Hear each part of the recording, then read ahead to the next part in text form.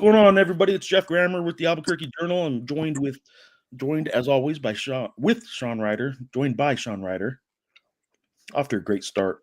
Talking Lobo football, Lobo basketball, anything else you guys want to talk about, we are here for it this week. So obviously a really big weekend to recap. We did not do a post-game show because we had two games going on at the same time, late night Friday. And I don't, it's silly for us to have not kind of posed this question. And in hindsight, it's it's meaningless now, but who would have thought that the Lobos would go 2-0 on Friday night?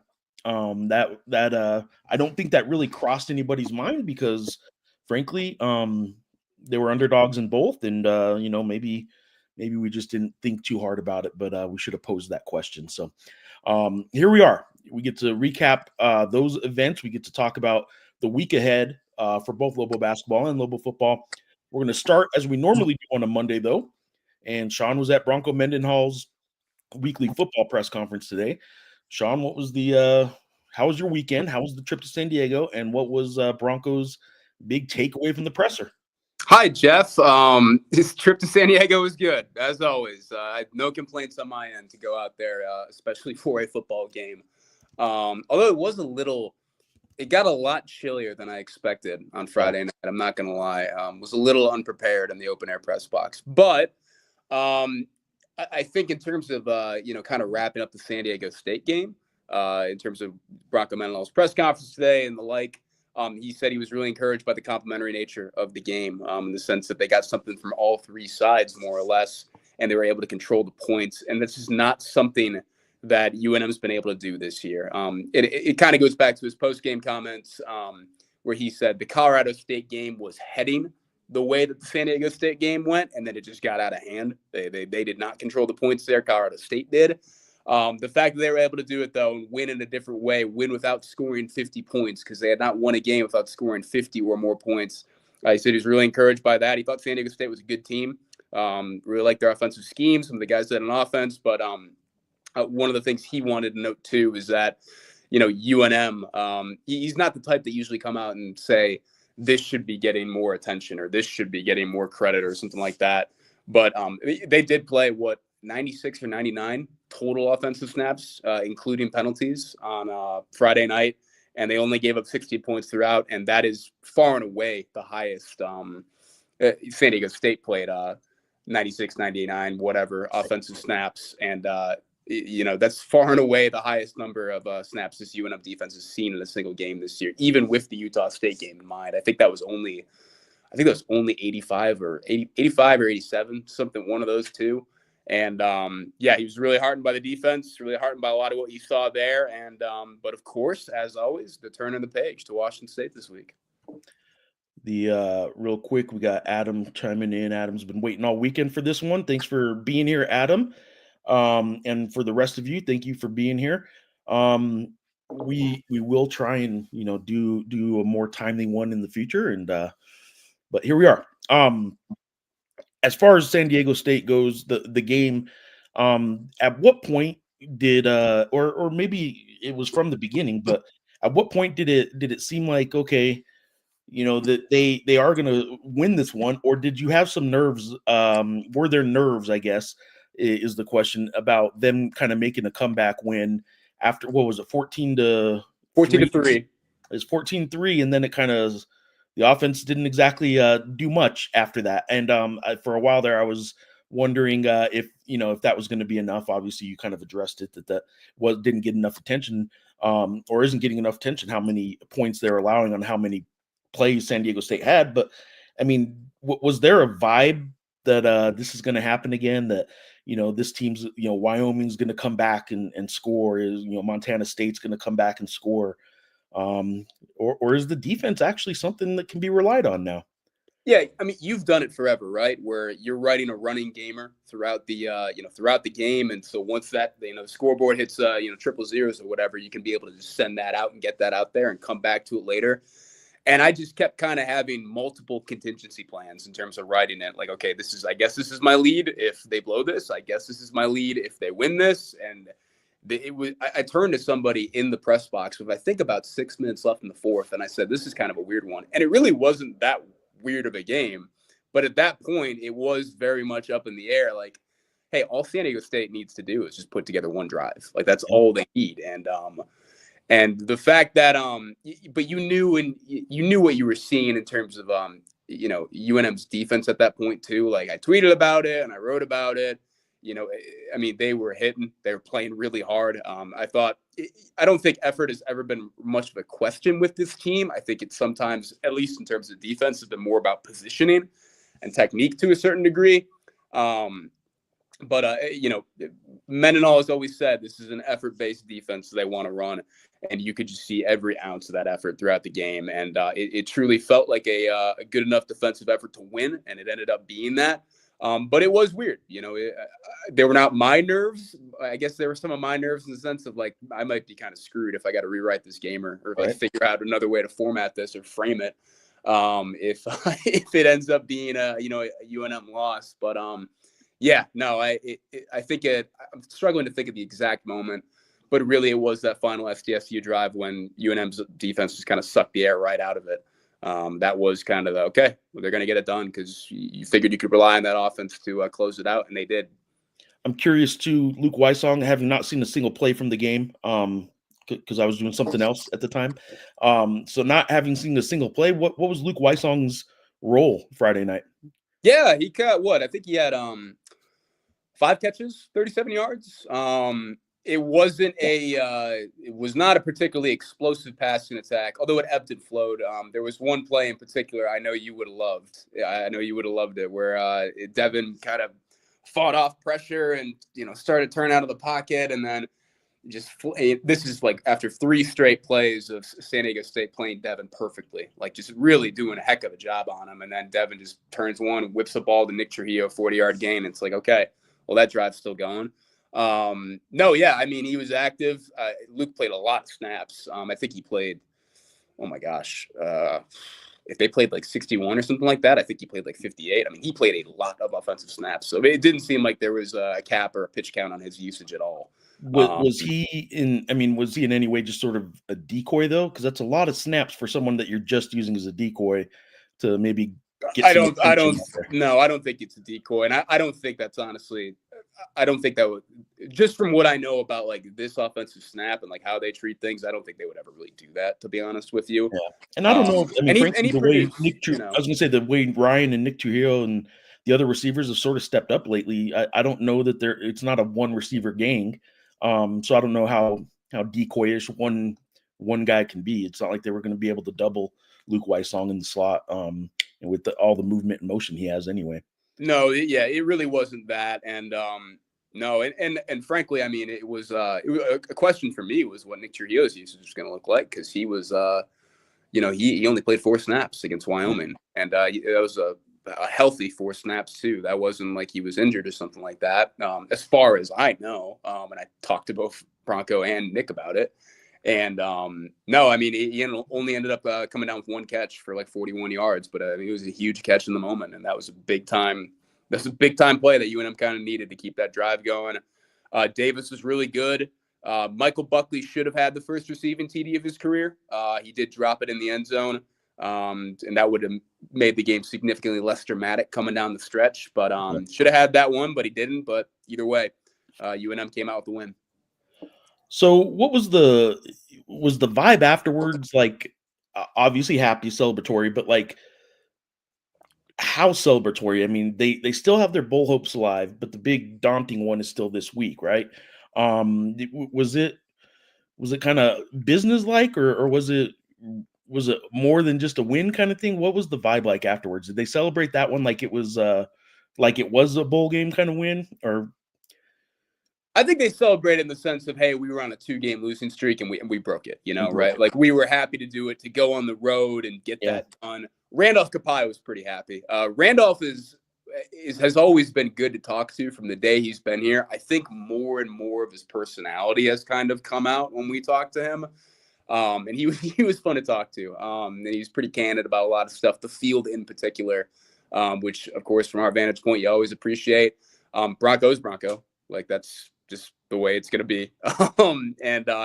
So I think guys are pretty fired up, and I think they're pretty happy that, with a short week, they were able to turn the page, not linger on that Wyoming game whatsoever, and kind of, hey, we are still in it. We're not dead.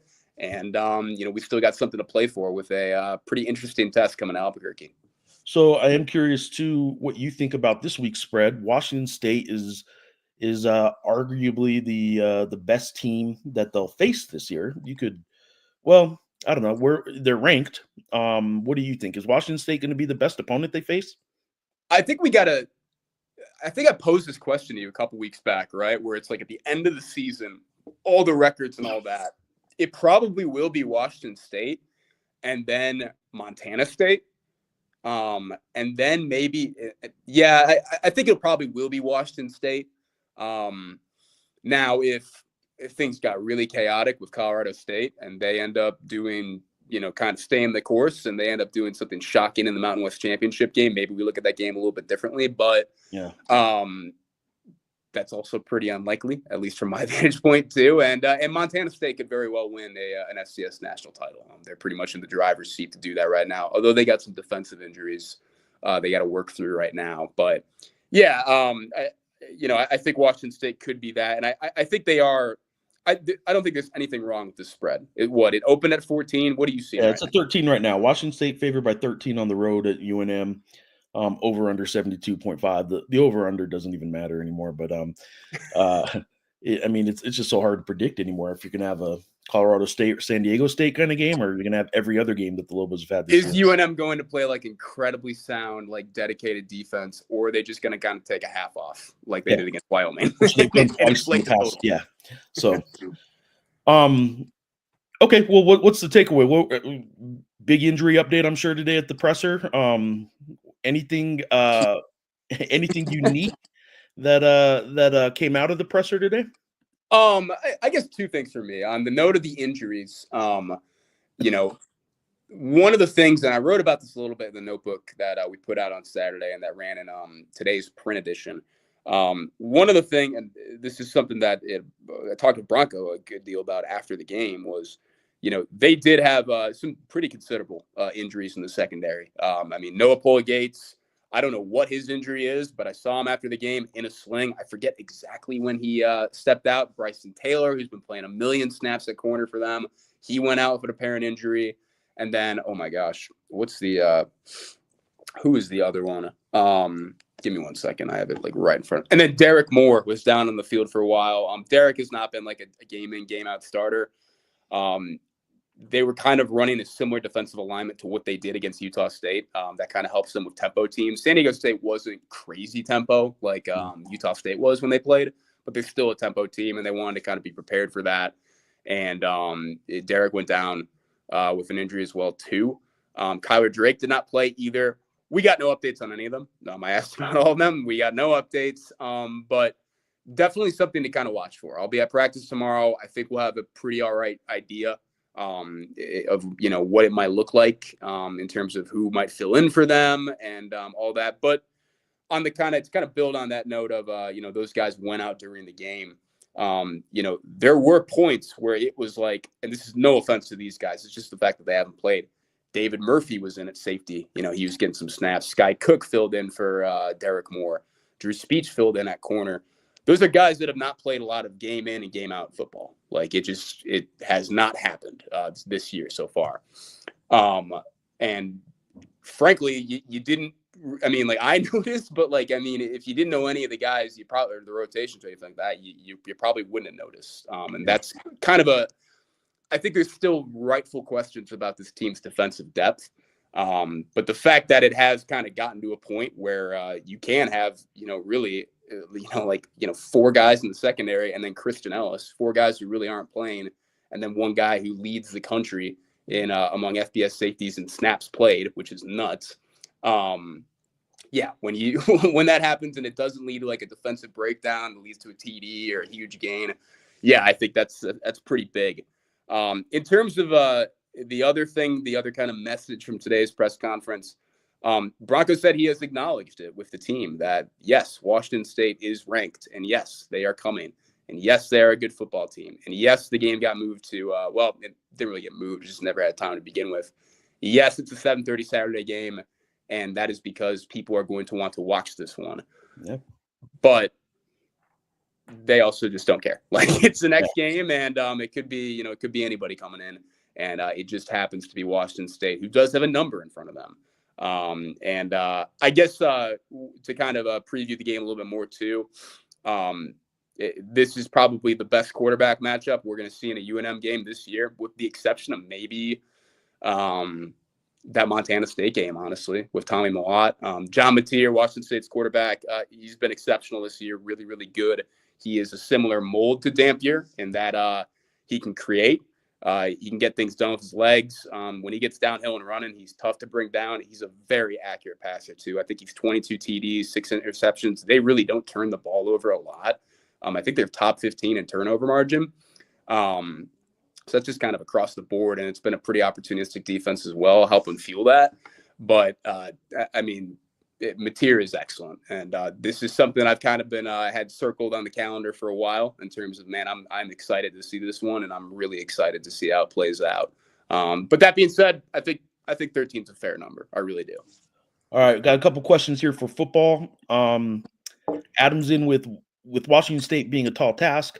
What areas or matchups do you think we could potentially exploit and use for momentum in this next game? Do they have any weaknesses? That's a really good question. I don't think it's a bad front six at all, or front six or front seven, depending on what they're kind of going with. They don't sack the quarterback a lot. I've watched a good deal of Washington State this year. I don't know if I would sit here and say that they struggle to get pressure. I don't think that's the case. But it's not quite a, hey, they're going to have, like really, I mean, pre-San Diego State, where it's like, okay, well, UNM has to figure out a way to deal with Trey White, one of the national leaders in sacks, and they dealt with him pretty effectively. Didn't give up a sack to anybody in San Diego State, much less Trey White. So I don't know if I would call that a weakness, but with the way UNM's offensive line has been playing, Lawan Owens, freshman of the week. How often do you see an offensive lineman get a weekly award? Not often.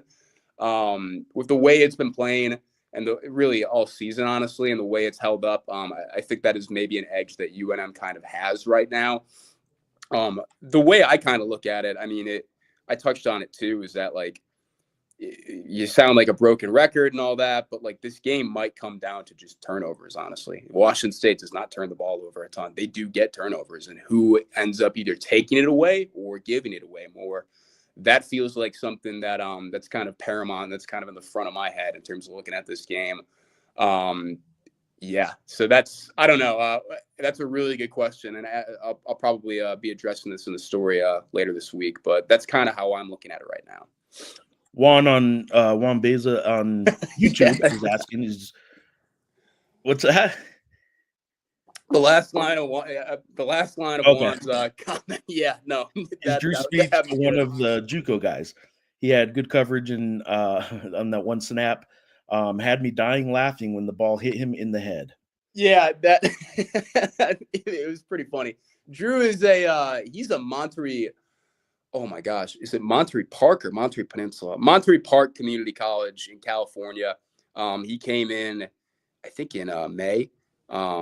He came in May, and he's a guy that it's always interesting in fall camp hearing like coaches and guys talk, and they're like, this guy's like getting a lot of reps. Like, this guy's really good. This guy runs to the ball. Like, we love this guy. And then they just don't play for like a really long stretch. Like, they're just very clearly like kind of buried in the depth chart. You heard a lot of really good things about Drew's speech during fall camp. Nick Howell, the defensive coordinator, was like, he's got a lot to clean up, but like, I mean, like, he gives it in terms of effort, like, and you can always work with that. Christian Ellis I remember him talking about Drew, and he's like, man, Drew, like, he could be something.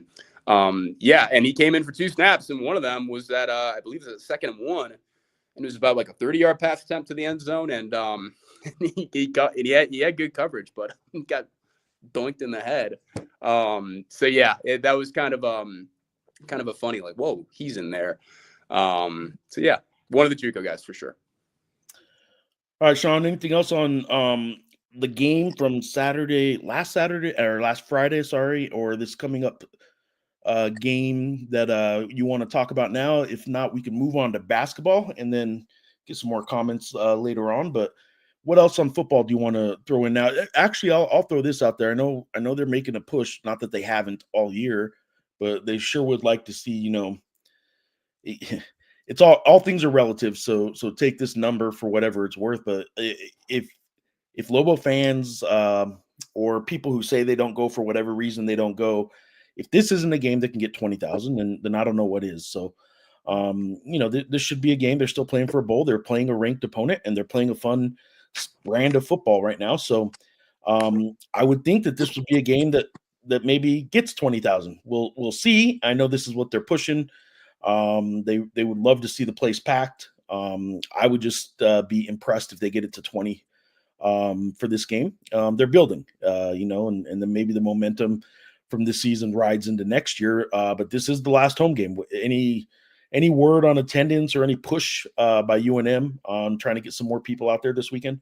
Nothing in terms of push, but I generally agree with everything you just said there, right? I don't know if they're playing their personal funnest brand of football at this point, where it's not like scoring 50, however many points, and oh my gosh, like all this stuff. But they're playing like sustainable complementary football, like with the 50 points. I mean, like, that 3-game stretch, like great stuff and all, right? Like that's tough to beat, but that's something Broncos kind of mentioned. Like we had to overwhelm teams offensively. You're just not going to be able to do that every single week. Like you're going to play better defenses. You're going to see really good game plans.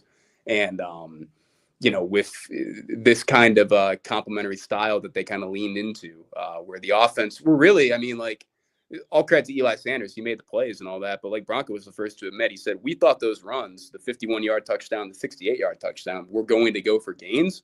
We didn't think they were going to be home runs. Right. He said San Diego State might have misplayed them, if anything. And that's how we kind of saw it. And that ended up being enough. That plus a Ryan Davis touchdown in the fourth quarter. I mean, that was the game for them. So yeah, I don't know. I don't know what to expect. I very much think I kind of am expecting 20,000 plus because of the game time and the fact that it's a ranked team, but it should be interesting to see. I'll add one more note. Do you know, the last time UNM beat a ranked team off the top of your head? Oh, Greg Levon would like to know. do you know off the top of your head? When was the last time UNM beat a ranked opponent? So there we go. I mean, I obviously I don't know off the top of my head, and I'm guessing it had to have been. I mean, was it pre-Lock? Was it Rocky Long era? It was Rocky Long era. Yep. Wow. I think it was actually the same year that Utah, I believe it was the exact same year, the last time that Washington State came and played in Albuquerque. I'm pretty sure. Got one more here. Juan's asking, what's up? Oh, yeah, no. Did Davian Combs get any snaps? I don't recall seeing any or seeing him. I know he got some run against Wyoming. He didn't, and Bronco acknowledged that after the game. Bronco is always a little bit I don't think wins and losses totally dictate his mood, but after a win, he will give you a little bit more. I asked about a couple of the secondary injuries after the game, and he's like, yeah, there were more guys too. And he kind of kept talking about, he's like, yeah, like, Bryson went out for a bit, and there was that. And he mentioned Combs himself, and he said with Tavian, it was he indicated, Bronco didn't say exactly what, he indicated something came up during warmups, and they were expecting to have Tavian, and then after warmups, they just kind of shut him down for the night. I don't remember seeing Tavian out of pads. I do remember seeing him in warmups, but yeah, Tavian did not see the field, at least defensively, during the game. But the last time that UNM beat a ranked team, just flat out beat them, October 25th, 2003, a 47-35 win over number 23 Utah. So that was in conference. Do you know the last time, how far back it goes, that they beat a non-conference opponent, which technically Washington State is right now? Yeah. I mean, it's got to be 20 years, 30. I mean, I don't know. Way more than that. November 30th, 1940, a 19-14 win over number 18 Texas Tech. Pre-World War II is the last time. That's what's if UNM could. They've shattered a couple already pre-World War II streaks in terms of the point scored and all that. But if they were to do it, yeah, I'm pretty sure it's that. I don't think. Do you know Fresno State was in the same conference as UNM in 1989? In 89, I did not know that. No. It's either that or a November 18th, 1989, 45-22, 45-22. Are you asking? No, they weren't. They weren't. So then that is the last non-conference. Then I have that wrong. So it would be 1989. Yeah, I don't believe Fresno State and double check that, but I don't believe they were in the same conference. No. Then that's the last one. But yeah, I mean, pretty much. Well, then I got to see if this Texas Tech game was at home too. Either way, UNM does not beat ranked teams a lot. So there you go. Hey, Greg Lujan is asking, were any of those injuries related to the sand field? Yeah, we didn't get, and I don't think any were in terms of how they played out. Like the Derek Moore injury, like that was just kind of a hit, and he was at the bottom of the pile. And I think Bronco would have been candid about that if we asked him to. When we did ask him about injuries, I don't believe any of them were related to the. Oh, sweet! Fresno State was Big West. All right, so there we go. I don't believe any of them were related to the sand field.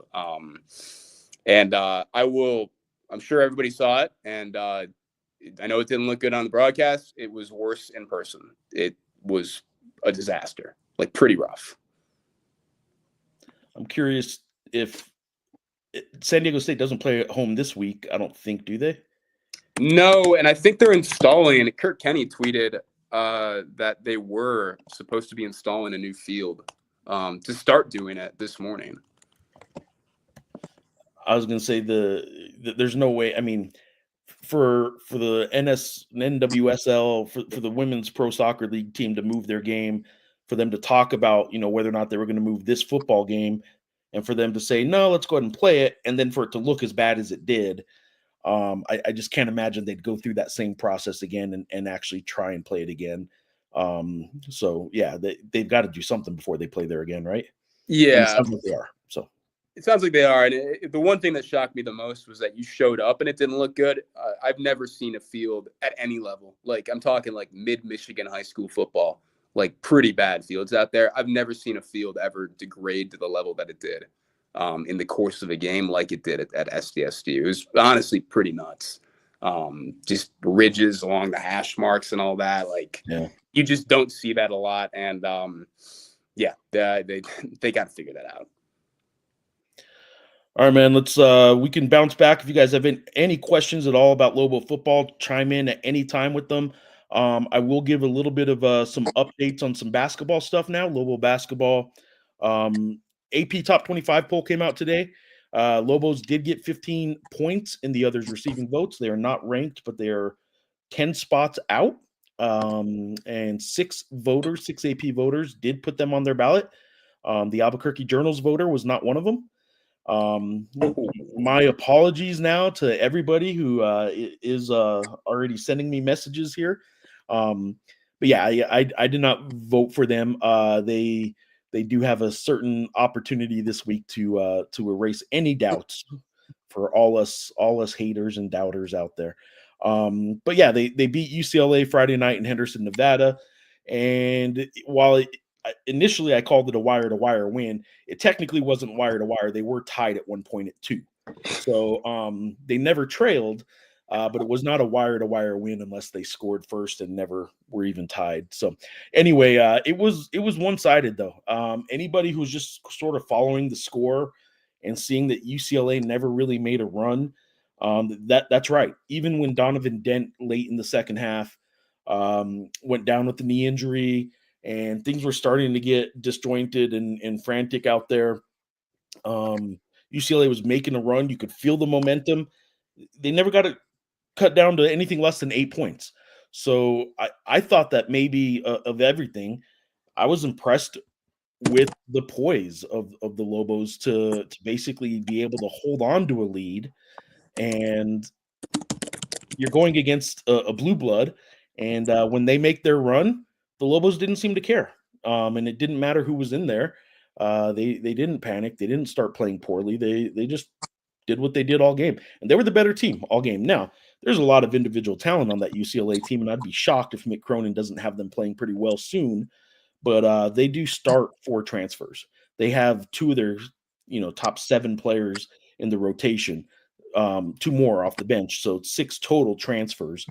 That's pretty new for UCLA and Mick Cronin. He's not big on that, and the Bruins could be pretty good by the end of the year, which would be great for the Lobos because it would make this win look even better all year long if UCLA is in fact good. So we'll see how that plays out. But today, Mountain West did name Nelly Jr. Joseph the Mountain West Player of the Week.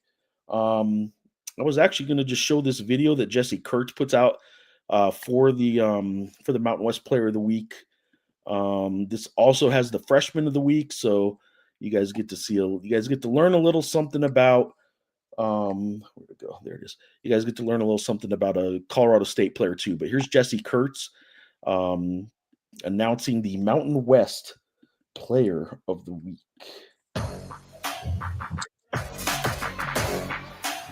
We are off and running with a new season of Mountain West men's basketball. Hi, everybody. Welcome back inside the Mountain West Network studio. I'm Jesse Kurtz here to reveal the Players of the Week for Monday, November 11th. The Player of the Week is Nelly Jr. Joseph from New Mexico. The senior forward led the Lobos to a pair of wins over number 22 UCLA and Nichols to open up the new season. Over the 2-game stretch, he averaged a double-double with 22 points and 14 rebounds while shooting 58% from the field. Kyle Jorgensen from Colorado State is the Freshman of the Week.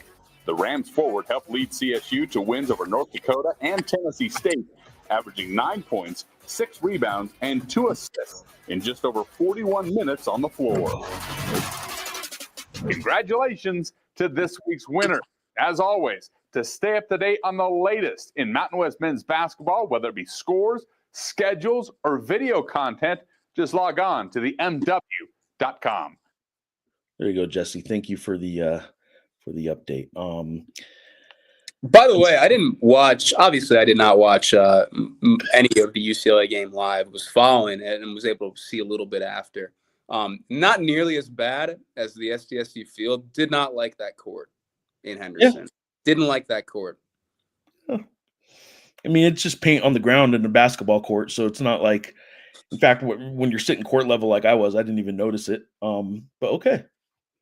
Just want to get that out there. All right. Well, thank you. I guess this is an assignment for one of us because sports editor Lucas Pierman is asking, when was the last time UNM football and men's basketball won on the same day? And when was the last time both won as underdogs on the same day? So I guess we got to get on that this afternoon and get that answer. I don't know the answer. Lucas, I tried looking on Saturday night, and I'm not joking, about 45 minutes to an hour into it, and I just gave up. It was becoming a little too time intensive, labor intensive to kind of cross the wires there and figure that out. I don't even know if we get a straight answer for when both won as underdogs on the same day. If somebody in the chat knows, that'd be huge. Anybody knows? I mean, I'll ask Steve Kirkland and Frank, and if maybe they know. Adam Lopez is back in on the basketball question. This is one of the funniest stats from that game, I think. Is it true the last non-conference ranked win for the Lobos was against him too, meaning Mick Cronin? So the Lobos beat Mick Cronin's UCLA Bruins on Friday night, and the last non-conference win against a ranked opponent was by Craig Neal in December of 2013.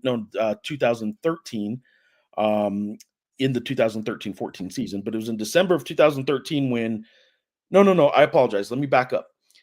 The last one was December of 2012 in Steve Alford's last year when they played number 8 Cincinnati in Cincinnati and beat Mick Cronin in Cincinnati. So the last 2 non-conference ranked wins for Lobo basketball are indeed against Mick Cronin, 2012 to 2024 gap there, but the same head coach, which is interesting. Mick Cronin in Cincinnati, unranked, did come to the pit the following year in Craig Neal's first year after Steve Alford left, and lost 2. So Mick Cronin's now 0-3 against the Lobos. And this one was a little different because that was just a home and home that he scheduled against a good team. Cincinnati, New Mexico were good at the time. This was scheduled primarily because he and Patino are friends, and they're both good teams and need good opponents like this. So, I don't know if Mick Cronin's going to be dying to play the Lobos again anytime soon. I'll tell you this though, there were times when I was watching Mick Cronin in that first half, just on the sideline, almost looking at his team like, this is what you get. I told you. And he had warned them that New Mexico might be pretty good. And it sounds like he did not get the response from his team in the practices leading up to it and stuff like that he would have liked. And certainly in the game, there wasn't a switch that they could just flip on and do much against the Lobos. Now, I will say this: they tried to trap all game. The 2 best players on the court, 2 of the 3 best players on the court, were Nelly Jr. Joseph and Donovan Dent. UCLA's big man was arguably as good as Donovan or Nelly, but in a losing cause. So 2 of the 3 best players on the court were 2 Lobos, and basically what happened was this: it looked like UCLA had decided to stop Donovan Dent by trapping him. Every time he got the ball, they were going to go at him, they were going to press him, they were going to trap him, get the ball out of his hands. And Donovan decided to just break the press on his own every time and just blow by them every time. And no matter what UCLA tried to do, Donovan just sort of was better than it. He did speed up a little bit too much, though. Now, the Lobos play fast. They're actually, just 2 games, but they're ranked number 1 in tempo in the country. He had a career high 9 turnovers. We can't forget that. I know some people, again, wondering why the Lobos aren't ranked today because they beat a UCLA team. I will point out they committed 24 turnovers. 24 turnovers is the tied for the 3rd most they've ever committed in program history in over 100 years. They did not play particularly well defensively against Nicholls State last week. So while they were one of the teams I considered at the end of my AP Top 25 ballot, there's still some question marks. Assuming that they beat a ranked UCLA team that did not look rank worthy. If that was a legitimate UCLA team, which they may end up being, then it's different, but we just don't know that yet. So I think there's still some questions for the Lobos to answer. I think they, over the next, like I said, I think November, they may end up with 2 or 3 losses.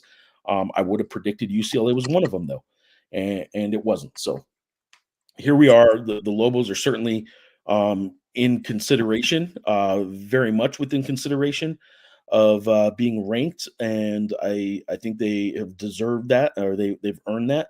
Nelly Jr. Joseph, for 3 of the 4 halves he played last week, was dominant. He dominated Nicholls State for 2 halves. He dominated UCLA in the first half. He got 14 of his 16 points. But in the second half, UCLA decided, okay, they're not both going to beat us, so they decided to trap Nelly and not just play behind him. They were fronting him. They were keeping the ball out of his hand a lot more. So he only had 2 of his 16 points in the second half, but it didn't matter. Donovan was playing so well. True Washington was playing so well defensively.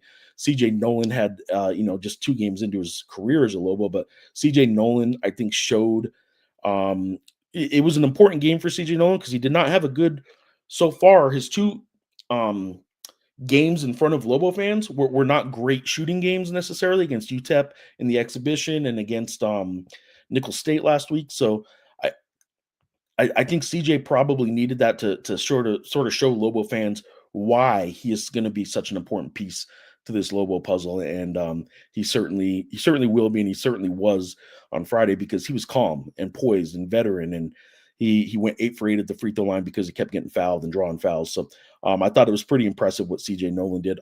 But I couldn't tell you who I thought had a bad game for the Lobos. I thought everyone in their given minutes really played pretty well. And I just think the Lobos are a team that has a chance this week to possibly go upset St. John's. I think that'll be a taller task than what they did against UCLA. Wouldn't have thought that 2 weeks ago. I thought UCLA was good. And they still may be, but they weren't on Friday. And that was because the Lobos didn't allow them to get into any kind of rhythm that they wanted to get into. So did you get any kind of vibe from anybody in San Diego, Sean, about the surprise coming out of Las Vegas? Like, wow, the Lobos are beating them. Any talk of it in the press box? No, not really. Just to be completely honest with you. Yeah. No, not really. I do have a question for you though. From my vantage point as somebody that wasn't here at that point, for somebody that hasn't been in Mexico that long, I don't know if you can top that kind of legendary UNM football going to Boise and or UNM football beating Boise for the first time in program history, and then Holly Holm winning on the same day. I don't know if you could top that day. But I mean, this day, that Friday kind of compares, right, to a certain degree. Where do you think that kind of that ranks in terms of overall days? That's a good question. I think in the grand scheme of things, it was impressive and unexpected. They were both underdogs. If UCLA ends up not being good, they did have a losing record last year. Now they were ranked, but if UCLA ends up potentially having another bad season, then it won't be as impressive. And San Diego State isn't exactly what Boise State was then either. So this is up there in terms of some of the best UNM only days. The Holly Holm part, I thought, kind of elevated that to a Albuquerque wide, not just UNM sort of thing. New Mexico wide really event when she beat Ronda Rousey. So it definitely wasn't very close to that one in my mind. But as far as UNM days, it's hard to find too often. As we were saying earlier, we haven't found out yet when the last time they even won on the same day. It's hard to find another one single day when Lobo football and Lobo basketball have even won on the same day, let alone both as underdogs. And frankly, the basketball did it in impressive fashion because it really wasn't ever that close. So, I don't know for sure where this would rank, but it would be more of a UNM specific one, I think. Yeah, and I don't want to discredit the fact that UNM did win as underdogs and all that. Like, I do think it would have been a different thing if UNM was a touchdown favorite at San Diego State, or a touchdown dog or an 8-point dog. This was San Diego State was they opened as a 3-point favorite, and they went down to like 2.5, and I think at other places 2. That was pretty much just, hey, they're playing on the road. And I thought those teams were more or less pretty even. Which, if you're looking at this Washington State game this week, and you're kind of like, oh well, if they were even with San Diego State played Washington State really well. I think it was a 29-26 Washington State win at Snapdragon. But I don't know. I don't want to discredit it. I do think it's impressive. I don't think it's I don't know if that should be like the number one. Like, they won as underdogs. Like, I think they're pretty evenly matched football teams. Yeah. Adam is back with such a vindicating, hope that's the right word, win. Not to make everything about money and stature, but to beat a blue blood whose NIL is likely more than our entire athletic budget.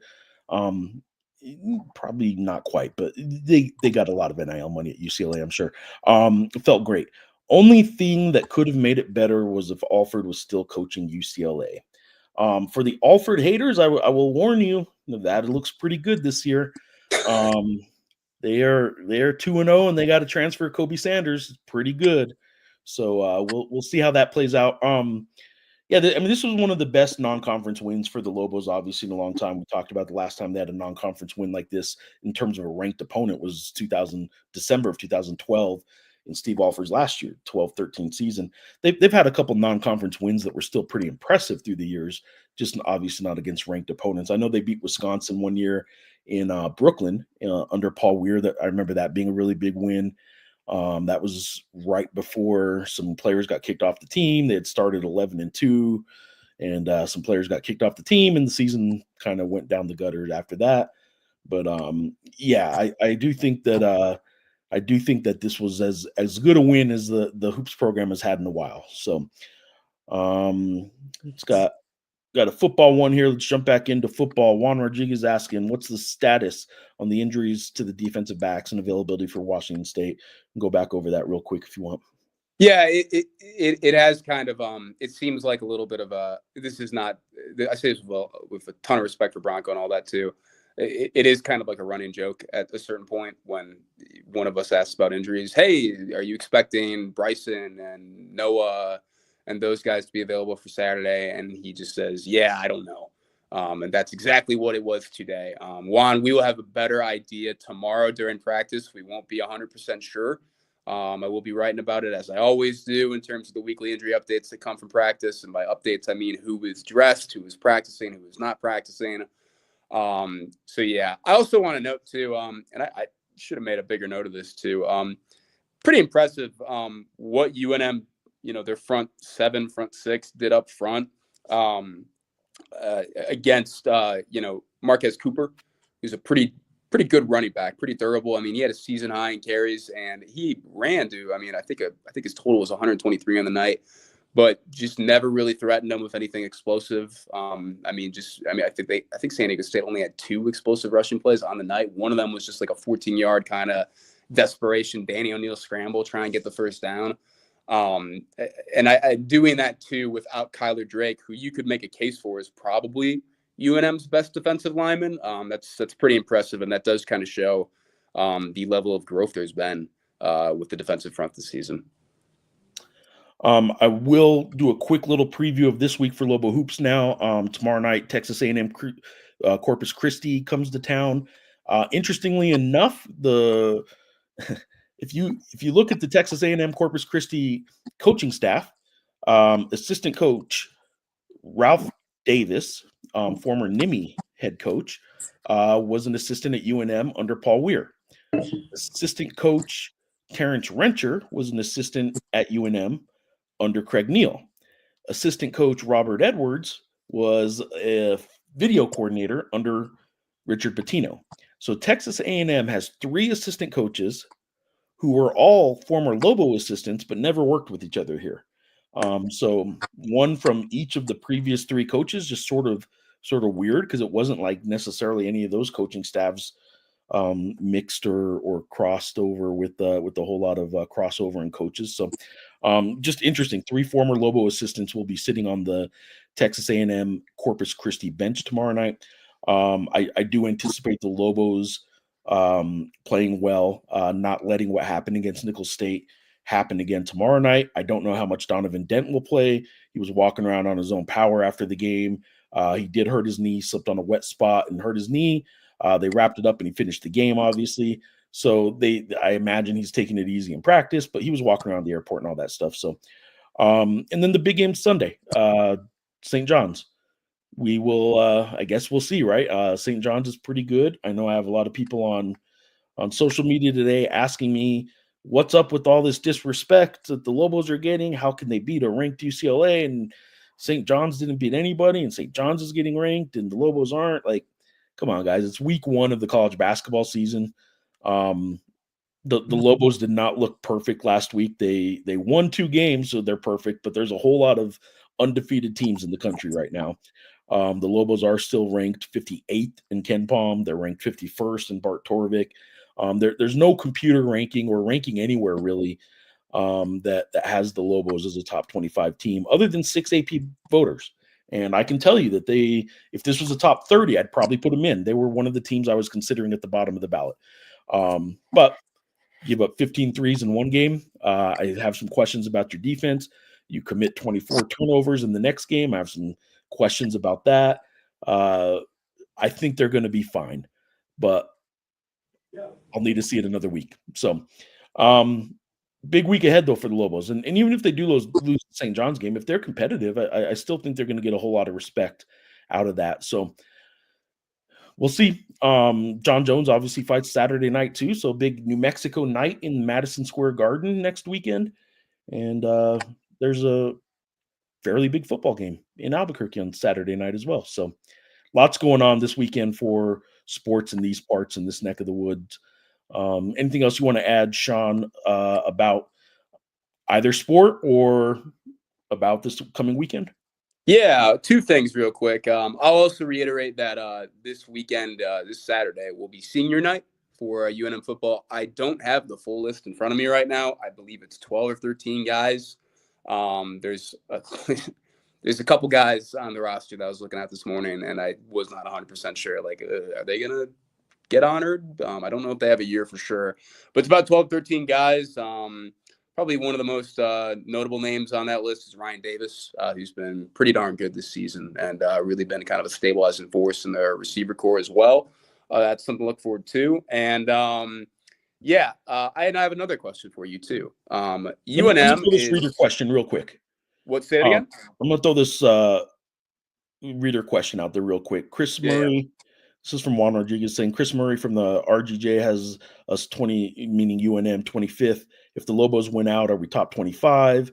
At first, obviously yes, but then he did clarify win out this weekend. That is, yeah, I think so. I think if they go 2-0 this week, I don't know who wouldn't rank them at that point. Even the stubborn local beat writer would probably rank them if they actually went 2-0 this week. So we shall see. Lobos go undefeated throughout the regular season and all the way to the conference tournament, and you're just holding the coalition, just getting all the AP voters in line. We are not voting for this team. Yeah. No way, no how. Unified. The question I do have: UNM is 6-61 all time against ranked opponents football, dating back to that 1940 season where they beat Texas Tech 19-14. If they were to pick up a seventh, and I'm not saying that they will, if they were to pick up a seventh, where do you think that lands in terms of most notable program wins ever? Pick up a seventh this Saturday, of course. Yeah, unfortunately, I don't know that. It's unfair to your question, but I don't know if you can answer that without knowing what happens at Hawaii the following week.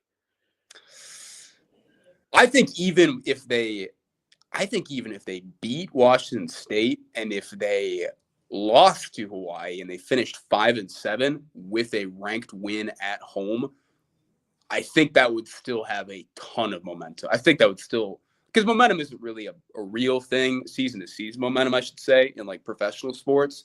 The Bears had all this momentum, and they're a freaking mess right now.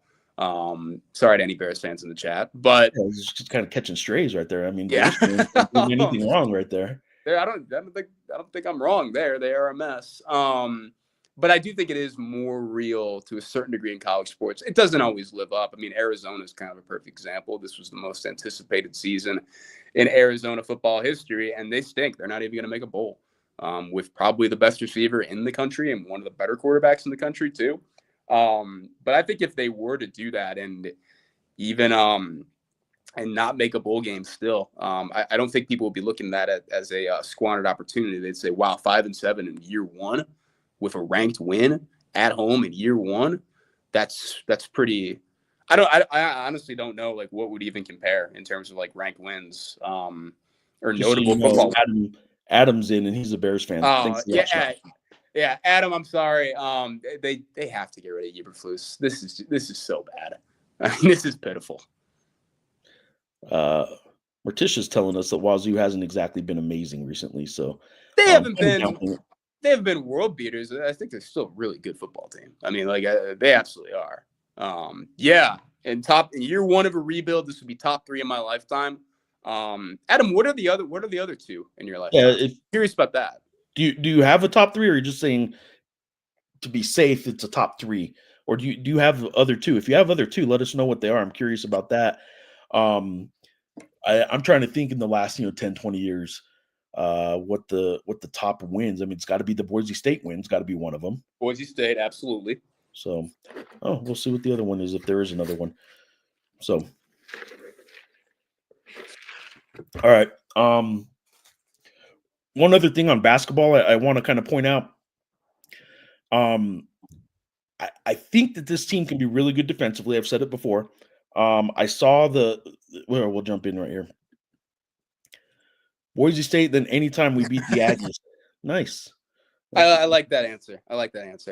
So top 3 in his lifetime is Boise State, beat Washington State this weekend, and anytime you beat the Aggies. All right. That is cuts deep, but I wanted to say about Lobo basketball. I do think that this is a team that still probably has to cut down the rotation a little bit because he's still playing 12 guys a game. I don't think he'll do that all year, but at the same time, if they're going to play as high tempo as they're playing, they were top 25 last year, but they, like I said, in 2 games so far, they're number 1 in the country according to Ken Palm.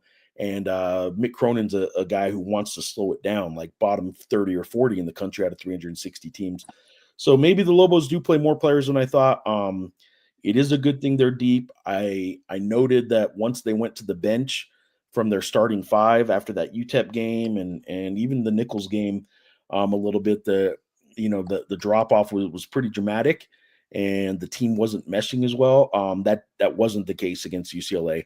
Everybody stepped up. I was really impressed, and I do want to see what UNLV does, even just tonight, and just how they answer tonight against Boston University, because I would be shocked if the last 2 days, this weekend, wasn't miserable for UCLA fans around Mick Cronin, who seems to make life miserable even after wins sometimes. But he, I'll bet, made their life miserable after this loss, because it was an embarrassing one. They should have been embarrassed. Donovan Dent was the best guard on the court, and for a half, Nelly was just dominating, eating their lunch down in the paint too, until they really had to make a decision. They chose to take Nelly Jr. Joseph out of the game, and were successful in that, but it didn't matter because 4 other Lobos on the court at all times were doing their thing and taking care of business. So one other quick one here. Juan is asking, the transfer portal opens in a few weeks. What are the Lobo priorities provided our quarterback stays? So taking Dampier out of the equation, what are some priorities for, or I guess, what are your thoughts on the transfer portal in a couple weeks here for the Lobos?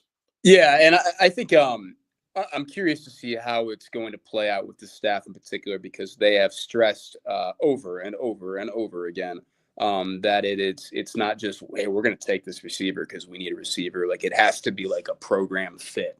And so I'm curious to see the guys that they really end up targeting in that regard. I don't want to say they're set at running back. I don't think running back is a concern, to be honest with you, at this point. And I think the record and what they've done on a game-to-game basis kind of proves that. I think they're going to need some more offensive line depth. I'm not going to say that they've been lucky, but I mean, they're really, I mean, for the past couple weeks, past month or so, I mean, they've kind of been in a spot where, I mean, if Lowan went down or one of the tackles went down, they would be in kind of a tough spot. They would have to really figure something out there.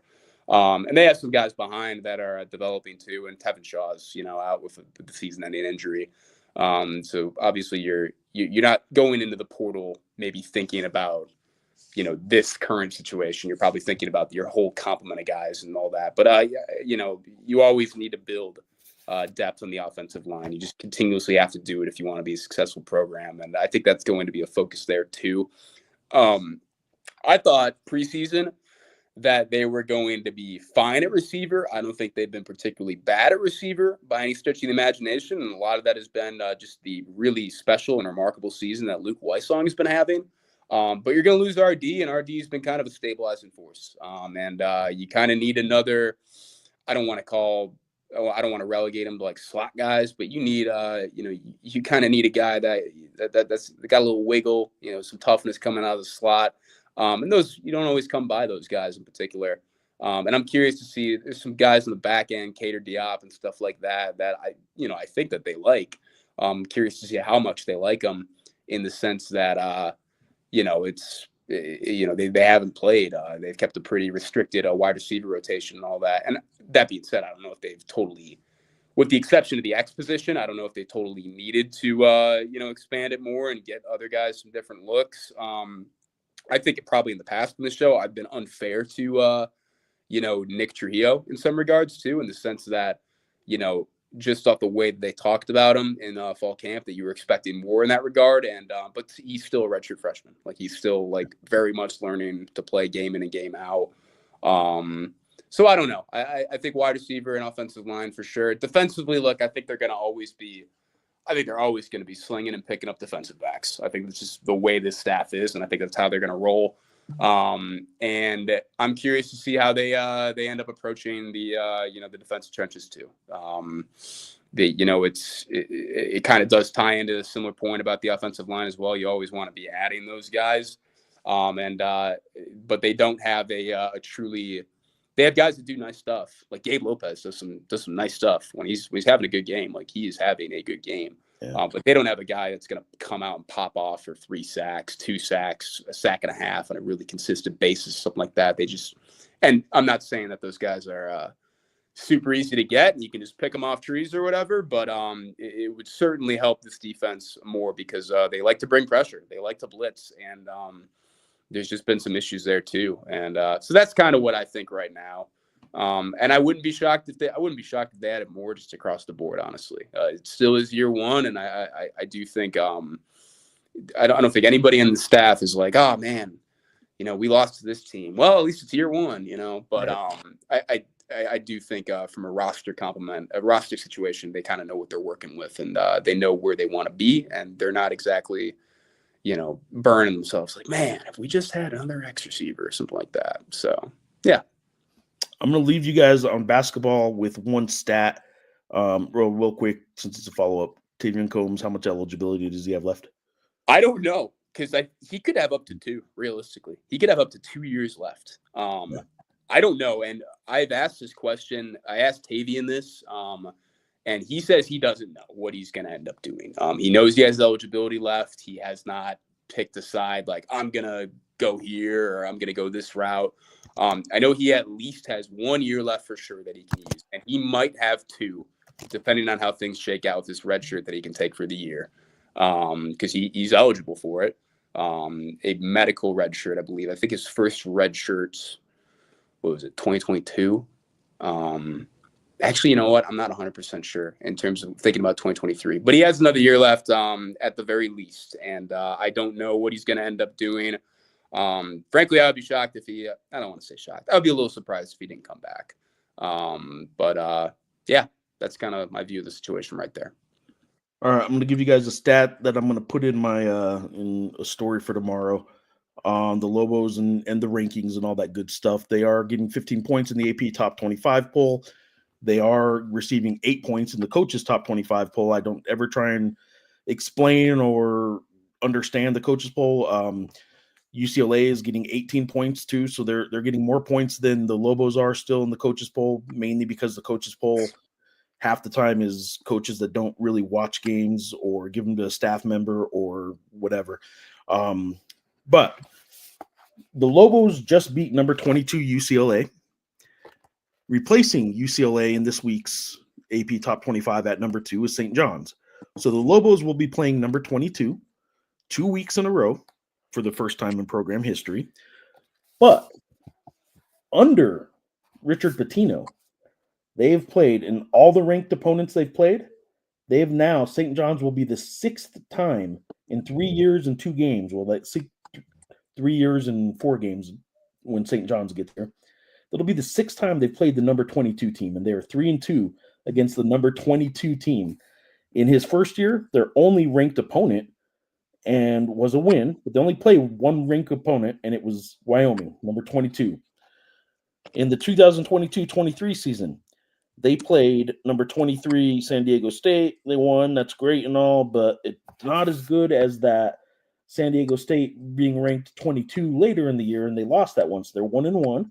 Last year, they played number 22 Colorado State and won, and then they played number 22 Utah State and lost.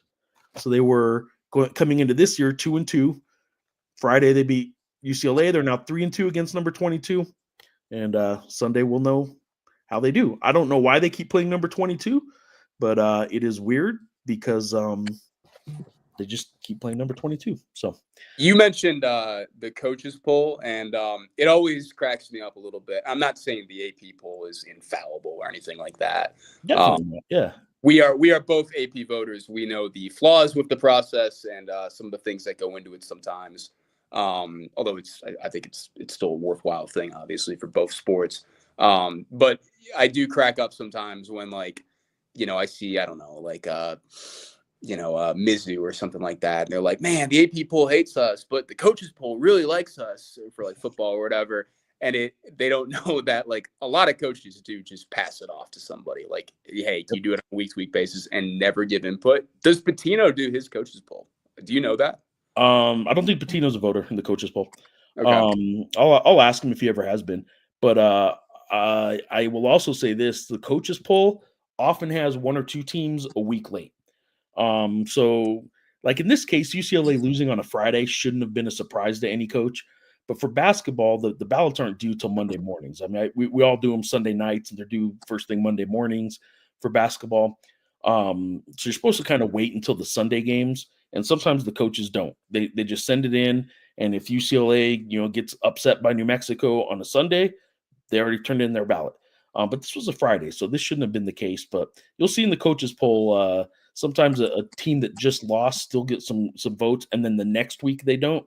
That it's because coaches sometimes just get it done and turn it in, whenever they want. So, Richie, we missed you. Glad you're here now. Yeah. It was too late. Thank you, fellas, for the Writers Blocks. There you go. Shout out Writers Block.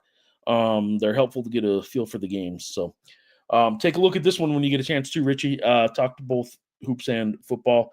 Thank you guys all for watching and participating today, and check out our coverage all week. By the way, another shout out. We've done it before, but a shout out to James Yotis for what he did this past weekend. Dave Vasquez on the desk, Lucas on the desk, and certainly Rick and Ken. Like it was a group effort for sure. It was a crazy weekend for high school sports, and James Yotis just did an amazing job writing thousands and thousands and thousands of words for all of you to consume, covering cross country, covering soccer, covering football, and getting a lot of teams recognized and coverage in the paper. So obviously just a lot of respect from me for James Yotis. Same here. I do have one quick thing too. I do have a food update. You didn't ask. San Diego, I got in and went downtown. Was hungry.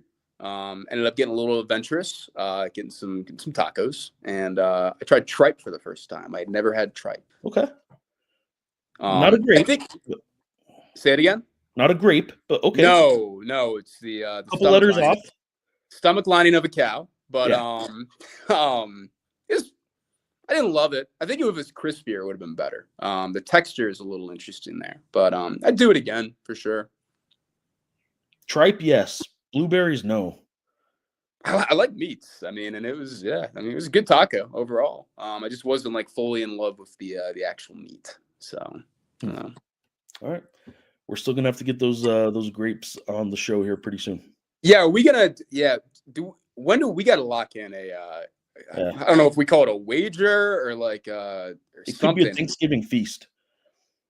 Oh wow, yeah, because UNM they got the bye that week, so sometime that week maybe it could be. I don't know. We'll figure something out. Well, we will have to think about it soon though, because it's gonna have to happen soon. So yeah, we need to get it done. Okay. Thank you, everybody. ABQJournal.com. Follow all our coverage. Thank you guys for being here, and until next time, thanks.